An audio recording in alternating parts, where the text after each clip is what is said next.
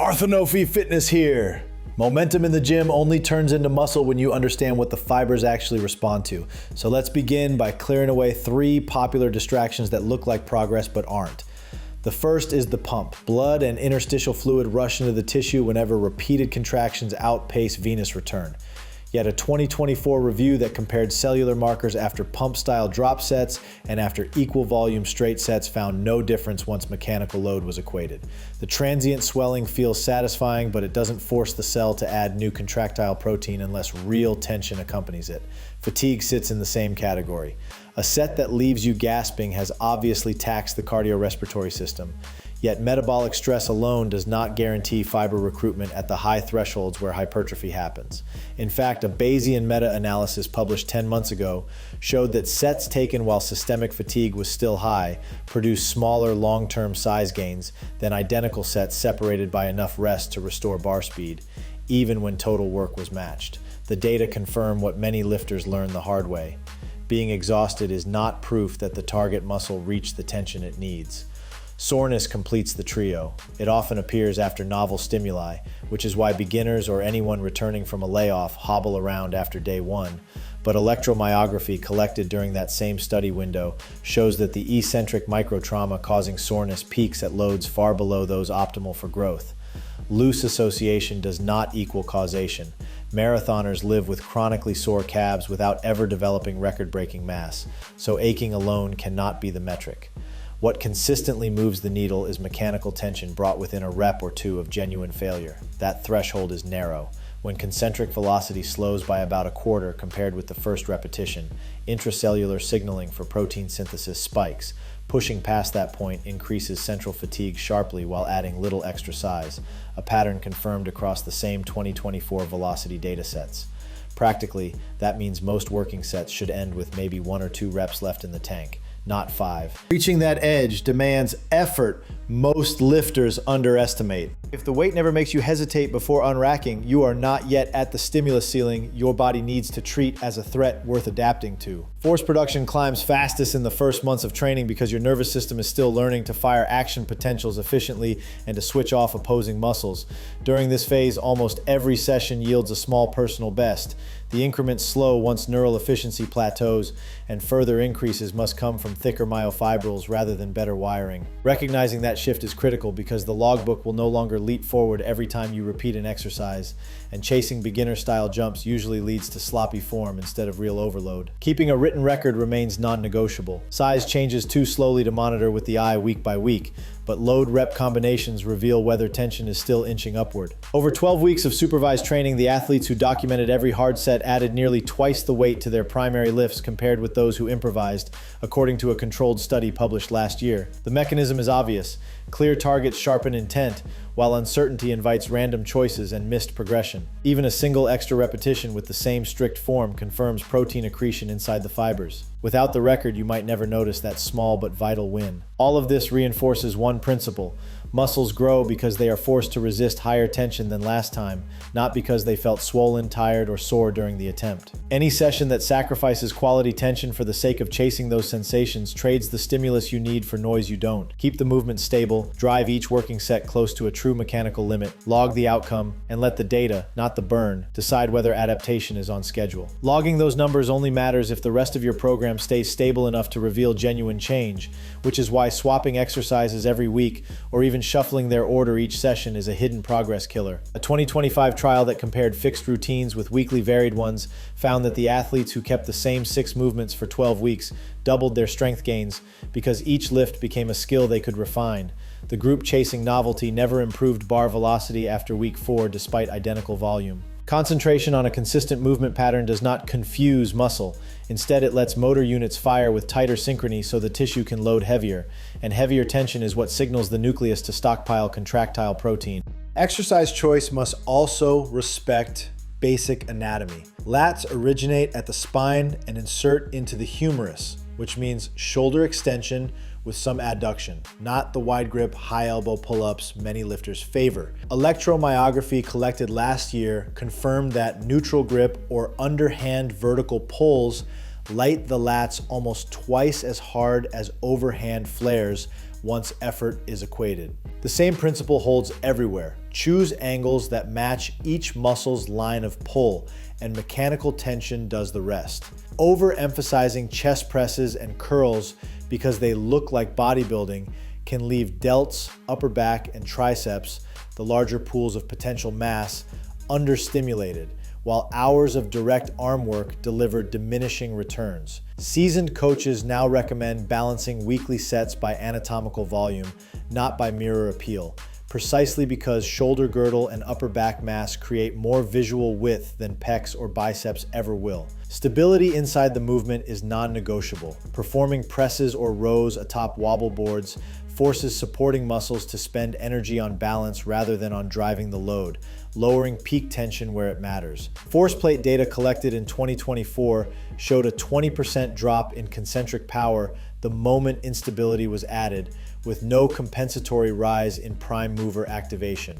True overload comes from locking the body against the ground or a bench, so the target joint can bear the highest safe load through its full range. At the other extreme lies ego lifting. When added kilos shorten the range or invite momentum, tension migrates off the fiber segment you wanted to stimulate and onto joints that were supposed to guide the motion. Yet techniques that are too surgical can also blunt loading potential. The sweet spot is deliberate control through the eccentric, forceful concentric drive, and just enough natural sway to let hip and shoulder joints track their physiological path. 10 months of velocity tracking at Florida Atlantic University confirmed that lifters who adopted this balanced style achieved the same proximity to failure speeds as the strict group, but averaged 9% higher loads without the re-accelerated jerks typical of ego reps. Rep range and rest interval link directly to systemic fatigue. Very high repetitions create long tension time, but push heart rate and lactate so high that the final reps become a cardio test more than a mechanical one. A 2024 comparison of 20 rep squats against 8 rep squats at equal relative effort found similar fiber growth, yet the high rep condition generated twice the perceived exertion and suppressed performance on later accessory work, confirming that moderate zones deliver the same stimulus with less collateral fatigue. Once a working set ends, pausing at least 75 seconds restores ATP and bar speed. Bayesian modeling earlier this year showed no extra hypertrophy beyond the 2-minute mark, but shorter breaks cut total load enough to slow growth over 12 weeks. Placing cardio before lifting interferes for the same fatigue reasons. Meta-analysis of concurrent training in early 2024 highlighted that aerobic work performed first reduced subsequent lower body strength gains by about 8% because glycogen and neural drive were already depressed. Moving the conditioning block to a separate session or at least to the end of the workout preserved force output and let hypertrophy signals fire at full strength. Finally, avoid copying routines built around pharmaceutical recovery. Surveys published 9 months ago showed enhanced bodybuilders tolerate significantly higher weekly volume and frequency because exogenous hormones keep muscle protein synthesis elevated and connective tissue resilient. Natural lifters in that study who tried matching the same template plateaued within 6 weeks and doubled their reported joint pain. Drug-free progress relies on hard sets clustered around failure, stable exercise menus that you can master, and volume that recovery can actually support, not on marathon sessions filled with isolation fluff. Everything returns to the principle set out at the start. Mechanical tension near failure is the currency of growth, and the program's job is to collect more of that currency over time without spending it on distractions. When exercise selection matches anatomy, when sets end in that narrow effort window, when rest allows quality to reset and volume stays within recoverable bounds, fibers have no option but to adapt, and they do so whether or not the pump, the burn, or the soreness feels impressive on the way out of the gym. Stable mechanics and careful volume management still need the final layer that lets muscle tissue actually rebuild between sessions,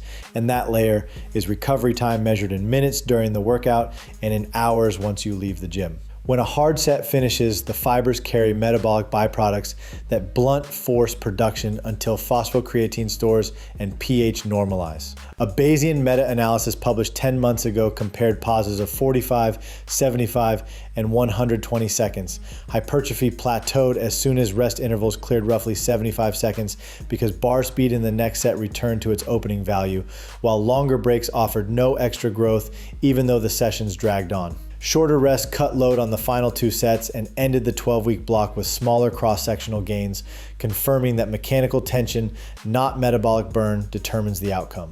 Quality between days matters even more.